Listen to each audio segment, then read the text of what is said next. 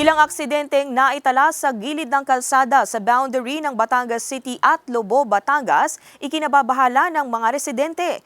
Para sa detalye, makakasama natin live si Denise Abante. Denise?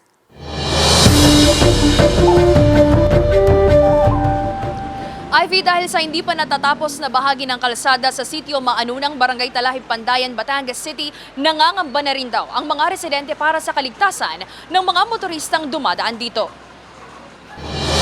Saksi raw ang 52 anyos na si Pidong sa mga aksidente ng pagkahulog sa gilid ng kalsadang ito na sakop ng sitio Maanunang, Barangay Talahib, Pandayan, Batangas City. Kadalasan daw ay gabi nangyayari ang aksidente at sa umaga na lamang nakikita ang bangkay ng mga biktima. Tingin niya posibleng dahil sa kabilisan ng pagpapatakbo o kaya na may hindi sanay sa daan ang motorista. Wala silang inilalagay ng sign.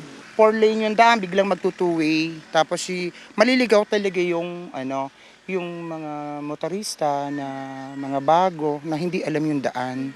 Ang kalay, dire-diretso, biglang blood. Una nang naitala ang aksidente sa lugar noong July 24 ngayong taon kung saan isang rider ang natagpuan sa tabing dagat at pinaghihinalaang nahulog sa putol na bahagi ng kalsada. Ikalawang insidente ay naganap noong September 18 nang matagpuan ang bangkay ng lalaking motorista na residente ng Barangay Banalo, Lobo, Batangas. Perwisyo na raw itong maituturing para sa ilang motorista. Dapat masunduan yan. Hindi mabulaga ang tao. Ay kuwan ay putol. Dapat diretso yan. Hindi mabulaga ang sasakyan.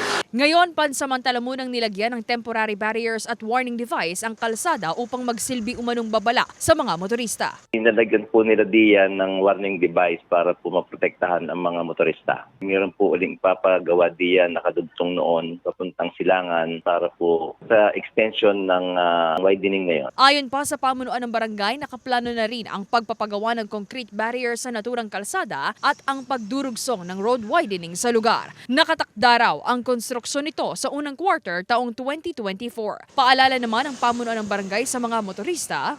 Binibigyan ng advice lahat na sila ay maging maingat ng pagpapatakbo diyan at diyan po ay meron dead end na hindi naman kalayuan ay medyo makipot po yung dulo. Buhat doon sa may 20 meters before ng dead end, dagdagan po namin yan ng warning device pa para po sila ay makapag-ingat talaga. Ivy, ayon sa pamunuan ng Barangay Talahib, Pandayan, pinaplano na rin daw nila ang pagpapalagay ng street lights upang iwas disgrasya na rin daw sa kalsada tuwing gabi. Balik sa'yo, Ivy.